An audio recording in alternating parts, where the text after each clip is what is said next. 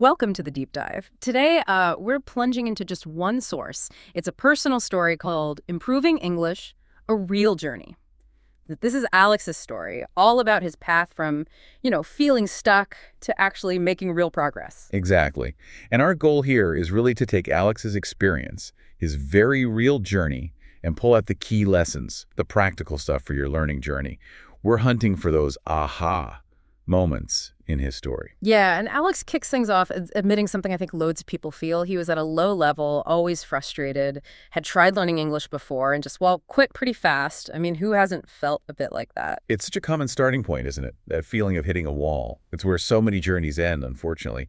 But Alex reached a turning point, and what's interesting is it wasn't vague. He had really clear reasons driving him. Like wanting to travel without problem. Landing a better job, connecting with people globally. These weren't just fuzzy wishes, they were like engines for him. Right. Those clear drivers seem absolutely crucial. And I guess that brings us straight to the first big insight from Alex's story. Let's call it Insight 1. Your why isn't just nice to have, it's essential fuel. Essential fuel. Okay, I like that. So Alex didn't just vaguely think about why he wanted to learn English. He actually sat down and wrote out specific reasons. Travel without needing help, watch movies without subtitles, a specific job he had in mind, making friends internationally. And the key thing there is writing it down, making it tangible, keeping it somewhere visible maybe. Because when things get tough, and let's face it, they always get tough in language learning, those written reasons are your anchor. They remind you why you started, why putting in the effort is actually worth it. It's not just motivational fluff. Alex's story shows it's a real practical tool against just stopping. That makes so much sense. Okay, so starting with that clear why, Alex then figured out Insight 2. Big goals can be overwhelming, but small goals build momentum. Precisely. He found that huge goal become fluent to sort of paralyzed him. It felt too big, too far away. So he broke it right down. Learn 5 new words every day. Watch 1 short English video daily. Just one. Just 1. Practice speaking, say, twice a week. Write maybe 1 diary entry in English each night. Really small things. 5 words, 1 video. And those sound incredibly manageable. Exactly. And that's the magic. You can actually do that today. And when you hit those small targets day after day or week after week, you get that little dopamine hit of accomplishment. It feels good. That tangible progress, no matter how small, builds your confidence. It stops you feeling like you're just spinning your wheels. Okay, so we've got the clear why, the essential fuel, and these tiny trackable goals. What else did Alex nail right at the beginning? Well, he started weaving English into his everyday life. That's Insight 3. Consistency trumps intensity. It's all about building habits. Alex wasn't trying to find like 3 solid hours every day. That's just not realistic for most people. Instead, he was listening to English podcasts while walking or commuting, watching YouTube videos about his hobbies, but in English. Even simple things like changing his phone's language setting. So integrating it into things he was already doing anyway. Smart. Yes. So it became less like this separate, burdensome learning task and more just part of his normal day. And these small, consistent habits, done regularly, they compound massively over time. It's like laying a foundation, brick by tiny brick. And he wasn't afraid to start speaking early on, was he? He found that online partner, Maria. Right, which points to something really important in this early phase. Finding a safe space for practice. Alex and Maria agreed to help each other with their respective languages, practicing twice a week. He stressed how vital this was for building confidence. It felt low stakes. They were both learning, both making mistakes. They could laugh about it together. Yeah, that psychological safety sounds huge, especially when you're starting out and feel really, vulnerable about speaking. And he mentioned focusing on basics too, like present simple, present continuous grammar. The kind of stuff you actually need for those simple diary entries or basic chats. And his friend helped correct him sometimes. Right, so he was connecting the tools, the basic grammar, the core vocabulary he highlighted like motivation, goal, routine, directly to the actual things he was trying to do. Very practical. But okay, even with a solid plan like that, Alex admitted it wasn't all smooth sailing. His story is refreshingly honest about the struggles, which is our next bit. Insight 4. Expect the wall of frustration. It's totally normal. It doesn't mean failure. Oh, absolutely. This is such a critical point where so many learners get derailed. Alex described hitting that stage where he just felt stuck, forgetting words he thought he knew, feeling like all the effort wasn't actually leading anywhere. He compared it to running on a treadmill. Oof, that treadmill feeling. Yeah, Yeah, I think everyone learning anything seriously hits that point. totally normal. And just recognizing it as a normal part of the process, Hmm. rather than a sign that you're failing, is the crucial first step to pushing through it. It's just a phase. He also talked about a very practical issue, time management. Juggling work, family. Finding that consistent daily time felt impossible sometimes. Yeah, the challenge pretty much every dizzy adult learner can relate to. Fitting language learning into an already jam-packed schedule is a huge, huge barrier for many. And then there was the fear of mistakes. Alex said he was genuinely worried about sounding silly or confusing people when he spoke, so much so that sometimes he just avoided speaking altogether. Which, of course, is the exact opposite of what you need to do to improve speaking. Yep. That fear of imperfection can totally silence you and stall your progress, especially with fluency. So the big question then, how did Alex manage to get past these really common, really difficult obstacles? What were his strategies? Okay, this brings us to Inside 5. Adopt the marathon mindset and track your steps. This was huge for him. Some key advice he got, maybe from a tutor, was transformative. Learning a language is a marathon, not a sprint. Ah, the marathon analogy. Yeah. And really internalizing that reframed the whole experience for him. It stopped being about needing lightning fast results and became about endurance, about consistent small steps over the long haul. That must have taken so much pressure off. Like, you don't have to see massive improvement today. Exactly. It shifts the focus away from some distant, maybe overwhelming finish line and puts it onto the journey itself, making the process sustainable.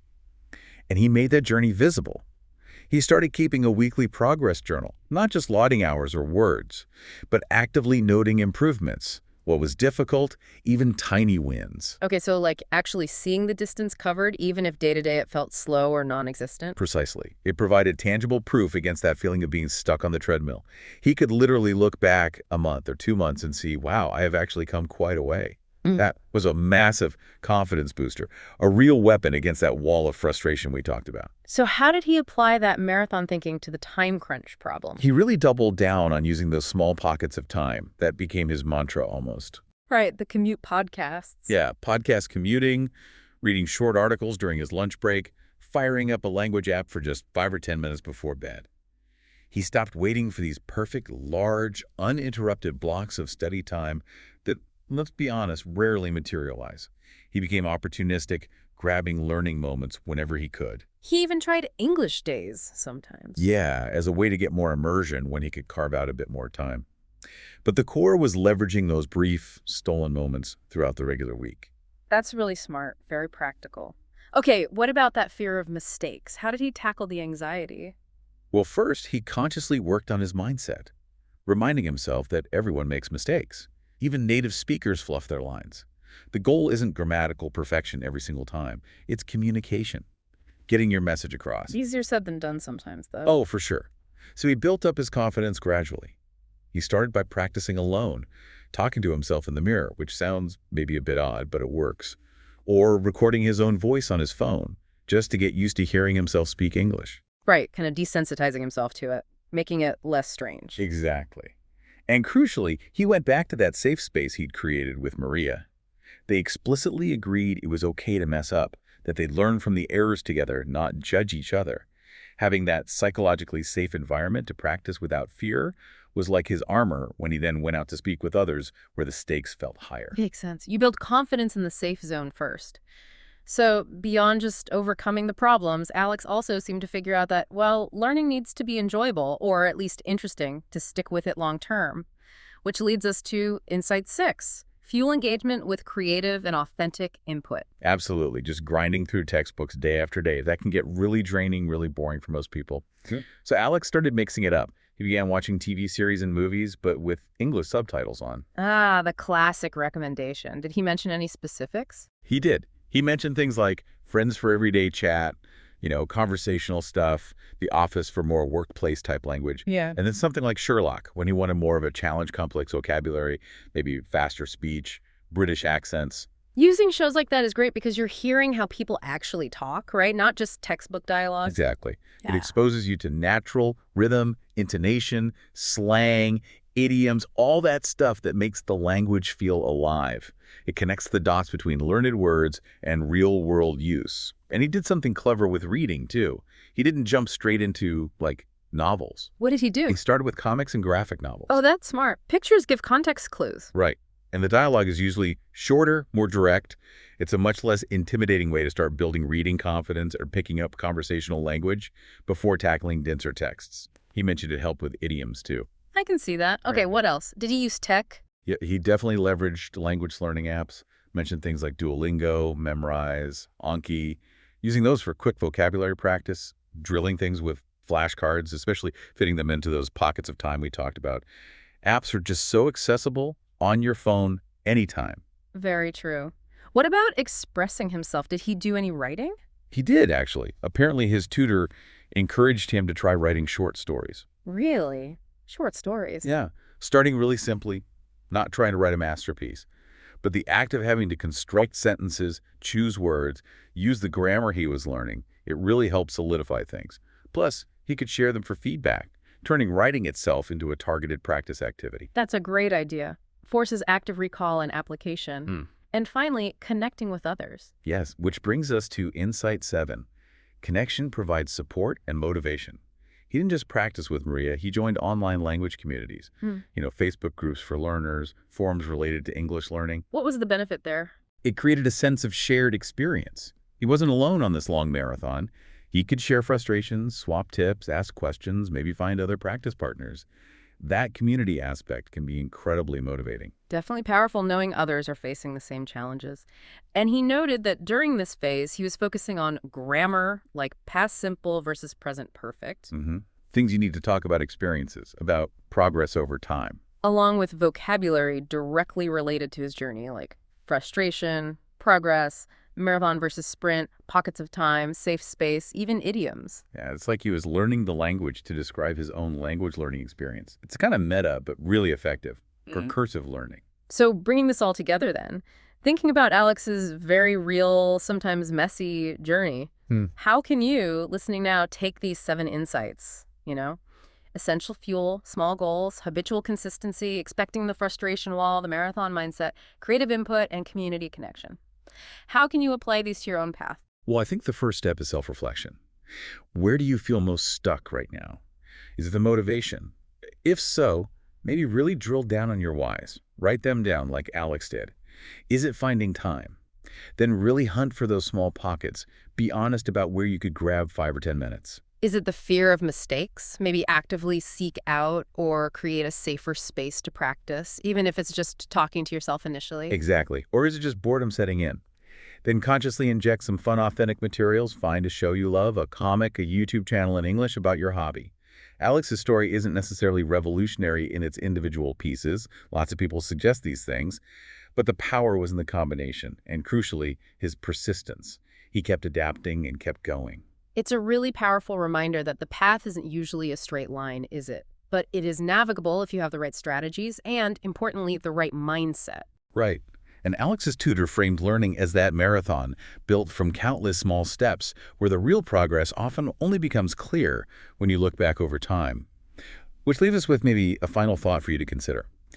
If reaching your language goals is fundamentally about accumulating thousands of these tiny actions over a long period, how might shifting your focus, focusing less on that distant finish line and more on finding genuine enjoyment or at least satisfaction in the process itself in taking those small steps today? The listening, the reading, the sometimes messy conversations, yeah, even learning from the mistakes. How might that enjoying the journey actually be the most effective and definitely the most sustainable way to eventually get where you want to go? That's a fantastic question to mull over. Thank you so much for unpacking Alex's journey and pulling out these insights with us today. Always a pleasure to talk through these real stories. And thank you for joining us for this deep dive. We really hope Alex's real journey gives you some real inspiration and maybe some practical tools for your own.